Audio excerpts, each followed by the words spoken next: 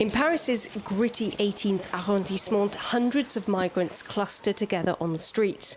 They gather here as it's where food is distributed by a local volunteer group. But after 20 months, Solidarité Migrant Wilson looks set to close its doors, saying they just can't take any more.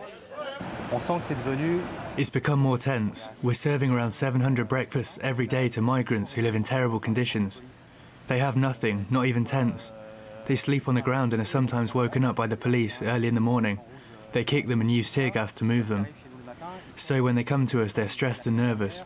Twice last week we had to stop serving food to let the tension calm down.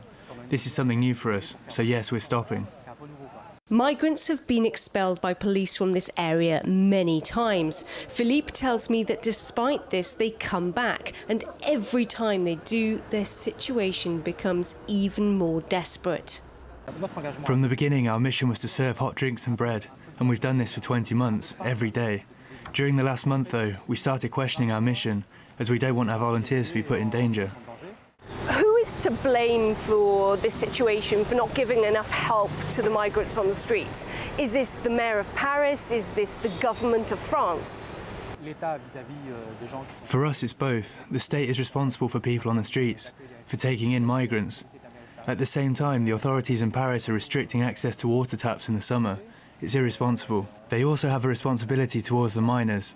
There are minors here who sleep on the street and in the camp of drug addicts. Neither the state nor the Paris administration is doing its job.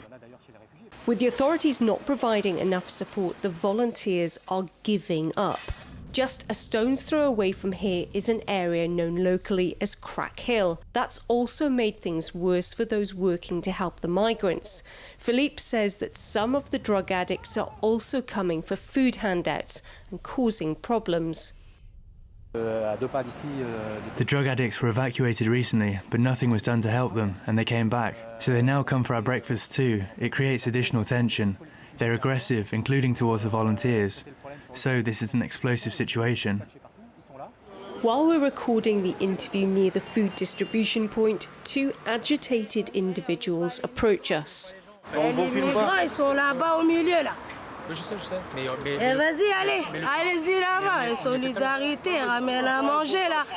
So basically we're being moved at the moment because some of the people on the streets are very uncomfortable with the fact that we're filming. We're not filming their faces, but they're just uncomfortable with the fact that the camera is here. They've been relatively aggressive and essentially they've asked us to move on, so that's exactly what we're doing. We're moving on. More people are coming, nothing is being done about it, and there are the drug addicts. As you saw, it's impossible to film people here. It's becoming more difficult than before. We think the situation is explosive and it puts us in real danger. By shutting up shop, Solidarité Migrant Wilson know that they are cutting off a vital lifeline for vulnerable newcomers. But as well as doing it out of concern for their volunteers, they hope the move will prompt the authorities to stop ignoring the plight of migrants and force them to take action. Charlotte Dubinsky, RT, Paris.